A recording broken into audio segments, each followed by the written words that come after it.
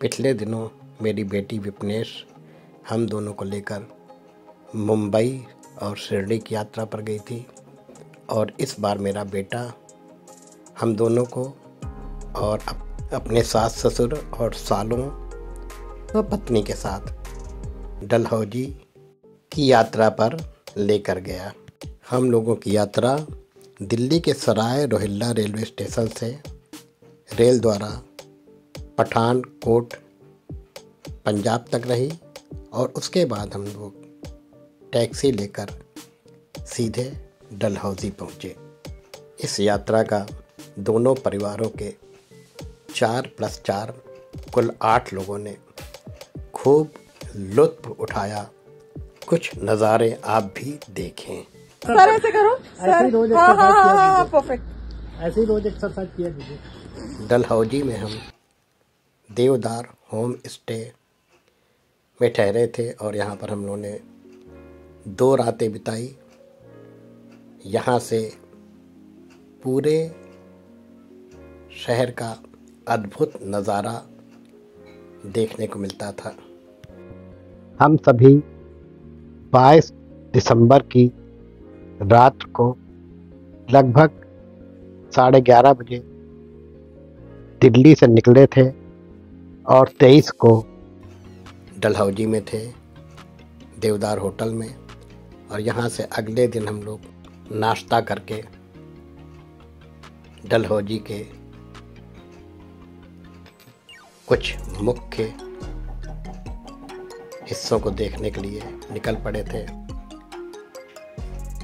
यह डलहौजी की मुख्य मार्केट है जहाँ पर पर्यटकों के लिए हर तरह की चीज़ें उपलब्ध है। बेशक दाम कुछ ज़्यादा है परंतु चीज़ें सभी मिल जाती। होटल बहुत सारे हैं यहाँ और हमारे देवदार होटल में भी खाना अच्छा था, नाश्ता भी अच्छा था और दाम भी वाजिब थे। क्रिसमस पर्व के चलते कल रात तो बाज़ारों में बहुत भीड़ थी और लोग खाने पीने की चीज़ों पर ऐसे टूट रहे थे मानो सब कुछ फ्री में बंट रहा हो। हमने भी रास्ते में कुछ खाया पिया।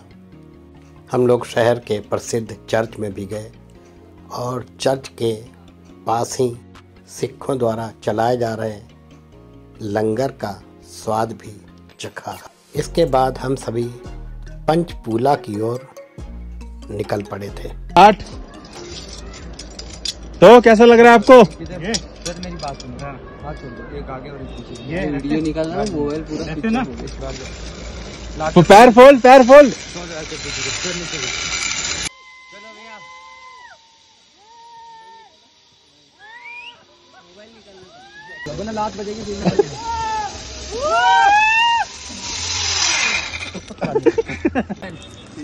ये ऐसे वायर को मत बैंड रहना।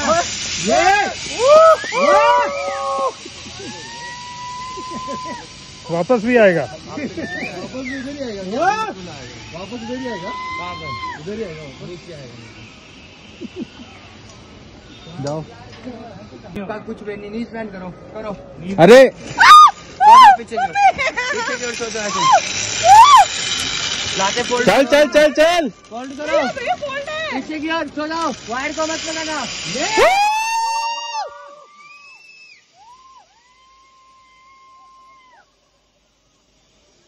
बीच में लटकता तो नहीं है ना? आइए अब आगे बच्चों की और कुछ मस्तियाँ देखते हैं हमारी बहू रानी नेहा की अगुवाई में। ऐसा भी गधे के पिछवाड़े जैसा दिखने वाला बंदा मेरे जूते बांध देगा। लेकिन बहन जी गधी की पिछवाड़ी की शक्ल की मेरे तो हाथ ही नहीं है। अब आगे नेहा बिटिया इस यात्रा की कुछ और जानकारियाँ देंगी। मैं आपको बताती हूँ आपको यहाँ पहुँचना कैसे है। जैसे कि आपने वहाँ पे लिया कैब और आपको 5,000 तक में कैब मिल रही है। बस स्टैंड है। उसके बाद मान लीजिए मैं सजेस्ट करूंगी कि आप जब भी पहाड़ी रास्तों पे आते हो तो आप कुछ ना खाएं हैवी, क्योंकि there are huge chances of vertigo and vomiting. तो जैसे मुझे वॉमिटिंग हुआ था क्योंकि मैंने हल्का फुल्का एक्स्ट्रा खा लिया। So guys, I just want to share you a bit of logistics cost here. अगर आप यहाँ से आते हो तो आपको पहले पठानकोट पहुँचना है। पठानकोट जंक्शन या कैंट आपकी मर्जी है। पठानकोट आते ही आपको लेनी है, पठानकोट आते ही आपको मम्मी डैडी का ख्याल रखना है जिससे वो खोए ना जैसे यहाँ पे खो गए हैं। तो देखो क्या होता है ना कि जब आप गांधी चौक पहुँचते हो तो गांधी चौक पहुँचने के बाद हमें वहाँ से लेना होता है। इट इज़ योर चॉइस कि आपका कैब वाला आपको आगे ले जा रहा है या आप पैदल जाना चाहते हो। तो दोस्तों जब आप पहाड़ों पे आते हैं ना तो आप अपने फ़ोन वगैरह और अपने बिलोंगिंग से ख्याल रखें, कोई छीन के भाग सकता है। हम लोग जा रहे हैं खजियार नहीं, पंचपुला जा रहे हैं। पंचपुला खजियार कर जाएंगे। और पंचपुला में बच्चों ने खूब मस्ती की।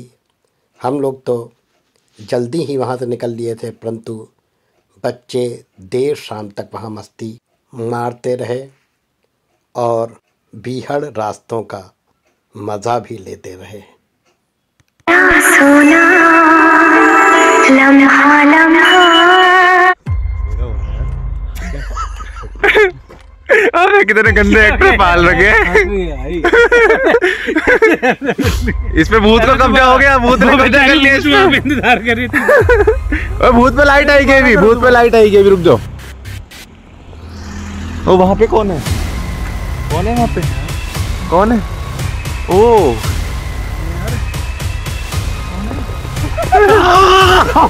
ये तो चोर बाजार की डायल है। 25 दिसंबर को हमने डलहौजी से खजियार की यात्रा बस से शुरू की और खजियार पहुंचकर हम लोग अपने पहले से बुक किए गए होटल की तलाश में आगे निकल पड़े। होटल के कर्मचारी भी हमारे हाथ बटाने के लिए आ गए थे और उनके साथ साथ हम जंगल पर्वत पार करते हुए गंतव्य की ओर बढ़े चले जा रहे थे। वहाँ एक बात देखने को मिली, हम जहाँ उस चढ़ाई उतार और ऊबड़ खाबड़ रास्ते पर थक कर चूर हुए जा रहे थे, वहीं होटल के कर्मचारियों पर कुछ असर ही नहीं हो रहा था, जबकि उनके पास हमारे बैग आदि भी थे। यह मिस्टिक गांव का होटल है, छोटा सा, जहां पर हम लोगों ने 3 कमरे ले रखे हैं। ये होटल, जैसा कि बताया गया था कि यह होटल खजियार से मात्र 900 मीटर की दूरी पर है, परंतु ऐसा नहीं था। 3.5 किलोमीटर के बहुत ऊंचे नीचे और कठिन रास्तों से गुजरते हुए यहाँ तक हमें आना पड़ा।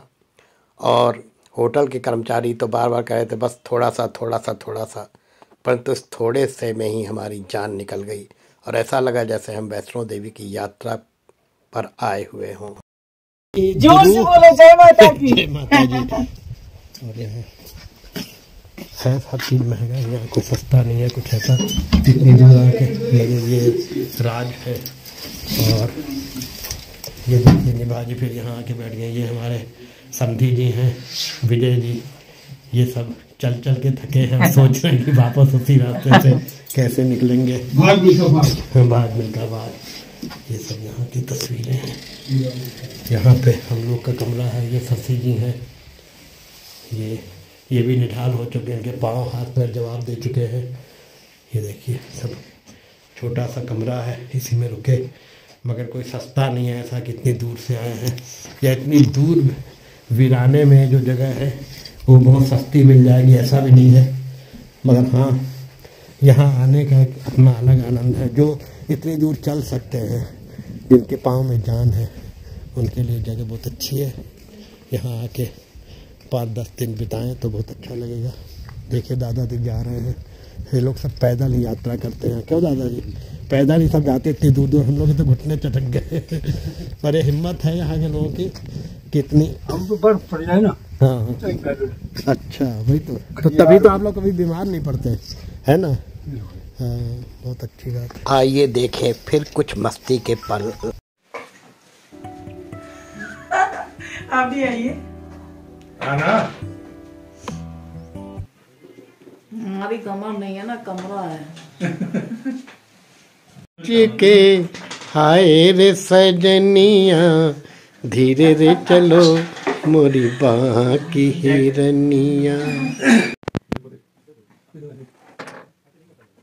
यात्रा में आपको कैसा लगा आकर? मजा तो आया लेकिन कठिन भी बहुत लगा।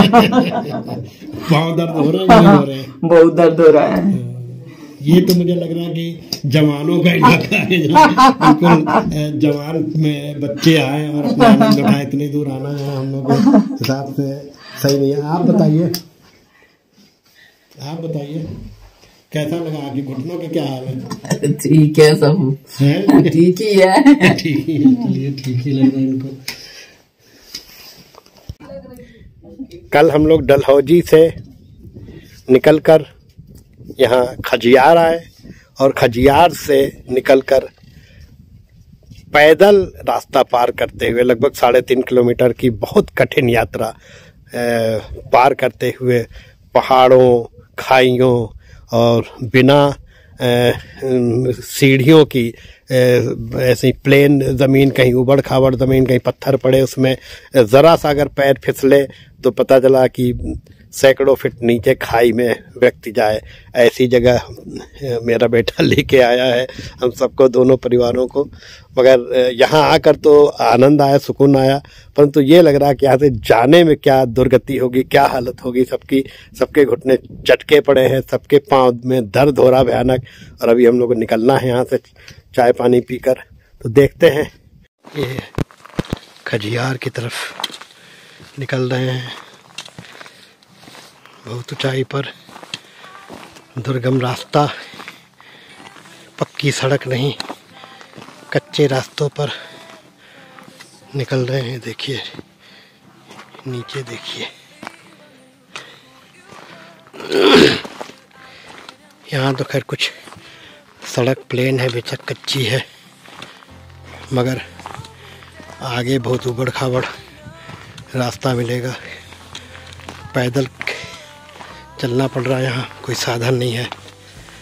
और सबसे बड़ी बात यह है कि ज़रा सा भी चूके नज़र हटी, दुर्घटना घटी, सीधे नीचे सैकड़ों फीट आदमी नीचे जाएगा। मेरे साथ आए हुए सभी लोग अभी अपनी अपनी तैयारियों में व्यस्त थे।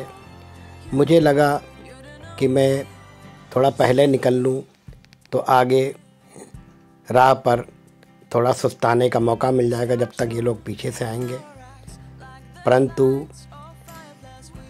आगे चलते चलते मैं राह भटक गया। शुरू में तो 1-2 लोग मिले जिन्होंने रास्ता बताया खजियार जाने का, लेकिन बाद में इतना सन्नाटा, सुनसान और बीहड़ रास्ता मुझे मिला जहाँ पर दिमाग चकरा गया कि अब किधर जाएं किधर न जाएं। ना वहाँ से मैं लौट सकता था, ना आगे की तरफ जा सकता था। बहुत पतला रास्ता एकदम, ये सोचिए कि 1-1.5 फुट का रास्ता, उबड़ खाबड़, कच्चा, ऊंचाई वाला, ढलान वाला। नीचे की ओर देखने पर जान निकल जा रही थी, क्योंकि बहुत सैकड़ों फीट नीचे खाई जैसा था और जंगल। ऐसा लग रहा था यहाँ पे जंगली जानवर भी अचानक आ सकते हैं। और यदि ऐसा होता तो शायद आज जंगली जानवरों के घरों में मानव मांस की दावत चल रही होती। रास्ते में कई मोड़ ऐसे भी आ जा रहे थे जहाँ पर कई रास्ते एक साथ निकल रहे थे। ऐसे में मैं असमंजस में पड़ जा रहा था कि किस रास्ते को चुनूं जिससे मैं खजियार पहुंच सकूं या अपने साथी संगियों से मिल सकूं। हताशा और निराशा के बीच मैंने अपने इष्ट देव को याद किया और उनका नाम लेकर इधर उधर, दाएं बाएं, ऊपर नीचे आगे बढ़ता रहा। अचानक ईश्वर ने मेरी सुनी और मुझे कहीं से मनुष्यों की आवाज़ें सुनाई पड़ी। मैं उसी रास्ते पर चल पड़ा था। ईश्वर कृपा से अचानक मुझे अपने साथ के लोग दिखने लगे थे। और मेरी खुशी का ठिकाना न रहा था। देखिए सब सामान ले लेके आ रहे हैं नीचे के लोग। इनको कोई थकावट नहीं होती, कोई घुटने दर्द नहीं होते, कोई घुटने दर्द नहीं होते। तो मैंने बुला लिया इनको जादू से। अच्छा मैं तो भटक ही गया था। अच्छा वहाँ से आए चौराहे पे खड़ा, शहर वाले लोग सारे कमजोर, मगर कहीं कोई इंडिकेशन नहीं निकलने का कि किधर से जाना है किधर से आना है। तो भगवान भरोसे, भगवान का नाम लेते लेते किसी तरह यहाँ अभी 3 यात्री गायब हैं कुछ। हाँ अभी 3 यात्री भी हमारे खोए हुए हैं। वो भी उनमें 2 महिलाएं भी हैं, 3 महिलाएं। और ऐसी खाई ऐसी कि एक जरा सा झटका लगे तो सैकड़ों फुट नीचे चले जाए। मुझे तो लग रहा था आज जिंदगी का दी एंड यहीं पर होना लिखा है। और कहीं जंगली कोई जानवर आ जाता तो उसका बहुत ट्रैक बचे हैं उसका। खैर जंगली जानवर मुझे परेशान नहीं करता क्योंकि मैं शुगर की दवाइयाँ खाता हूँ, तो उसको भी थोड़ी सी वो मिलती एनर्जी। हमारे बाकी साथी भी परिवार के दे करके एक करके यहाँ आते जा रहे हैं। हाय करे तो पावर तो है, ये तो है। सब हाँफ के चढ़ रहे हैं। लास्ट जो बची खुची जान है तो कह रहे थे दोबारा वो भी यहाँ लगाए दे रहे हैं। पता कर लो तो ऐसे नहीं आऊंगे। कैसे आओगे? इससे आएंगे, हेलीकॉप्टर से आओगे। अरे जुआ ये निभा जी भी आ गई मार्केट अभी और पीछे शशि भी आ रही हैं। और स्थानीय महिलाएं तो देखिए कितनी बहादुरी से चढ़ रही हैं। छोटे छोटे बच्चे बिना थके बिना हाफे चढ़ रहे हैं। ये जो पॉइंट था ना, यहाँ ये होता है बाइक, सब झूठ है। यहाँ से गई ऊपर, अब फिर जब ये नीचे आएगी और इससे टकराएगी ना, फिर होगा बाइक। सबने अपने अपने हाथों में सहारे के लिए एक लाठी ले ली थी और यही मेरा भी सहारा बना। बुढ़ापे की लाठी शायद इसी को कहते हैं। यहाँ मैं खासकर अपनी पत्नी शशि का जिक्र भी करना चाहूँगा, जो दिल्ली जैसे शहर में 4 कदम पैदल नहीं चल पाती। उन्होंने इतना बड़ा मोर्चा आज यहाँ पर मार लिया था। अभी तो 10% भी शायद ऊपर नहीं पहुँच पाए हम लोग। अभी 90% कम से कम और चलना है। देखिए ये थक हार कर बैठी हैं। ये स्थानीय महिला इनको हिम्मत बंधा रही हैं इनकी। ये देखिए छोटा सा बच्चा कहाँ तक चढ़ के पैदल आया है। और देखिए हमारे संगी साथी सब, कोई कहीं पस्त होके बैठ जा रहा, कोई कहीं। ये देखिए अभी तो एक चरण ऊपर पहुंचेंगे तो एक चरण पार करेंगे हम लोग। मिस्टी होटल से छुटकारा मिला, कम से कम उससे निकलकर बाहर आए। बज्जड़ गांव में बसा ये छोटा सा होटल न केवल शहरी होटलों से भी इसका किराया महंगा है, बल्कि सामान खाना भी कम से कम दुगने तिगने रेट पर ये देते हैं। तो मुझे नहीं लगता कि इतनी दूर आकर इतना महंगा होटल या रिहाइश लेना उचित है। इससे अच्छा तो कहीं खजियार के आसपास ही रुक जाए तो ज़्यादा बेहतर हो। ऐसे में एक सीख मिलती है कि जब भी आपको ऐसे किसी टूरिस्ट प्लेस की यात्रा पर जाना हो तो होटल आपकी बुकिंग बहुत पहले से करके रखें, जिससे बाद में भीड़ की अवस्था में कहीं भी जाकर रुकने पर मजबूर न होना पड़े। नहीं उसके में नहीं, अपना येलो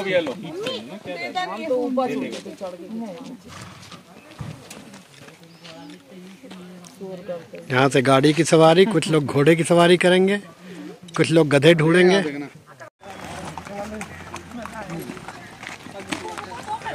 ऐसे कैसे ये? हाँ तो मैं वही चीज कर रहा हूँ।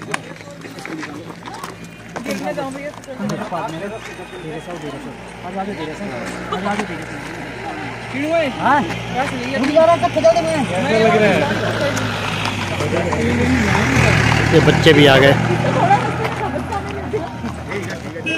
मिस्ट्री होटल से खजियार तक। देखिए इस जगह पर हम लोग आ गए हैं और इस जगह को मिनी स्विट्ज़रलैंड के नाम से पहचान मिली है, लेकिन ऐसा इस समय लग नहीं रहा है कि ये, क्योंकि बीच में जो झील है वो काली और गंदी पड़ी हुई है।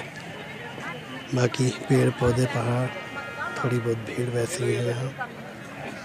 बच्चे नीचे साथ में है, बच्चे नीचे फोटोग्राफी में व्यस्त हैं।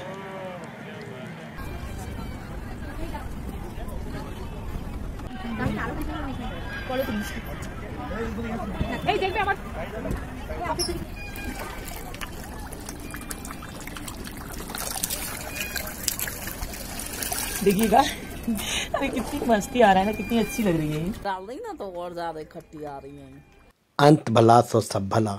और इस प्रकार हम लोग खजियार में मस्ती मारते हुए बस से डलहौजी की ओर रवाना हुए। वहाँ से पठानकोट आए और पठानकोट से हमने रात्र में दिल्ली की ट्रेन पकड़ी और ट्रेन की लगभग 4 घंटे की देरी के साथ दोपहर 2 बजे सराय रोहिल्ला दिल्ली पहुंच गए। वीडियो देखने के लिए आप सभी का धन्यवाद। कृपया वीडियो को लाइक करना, कमेंट देना और सब्सक्राइब करना न भूलें।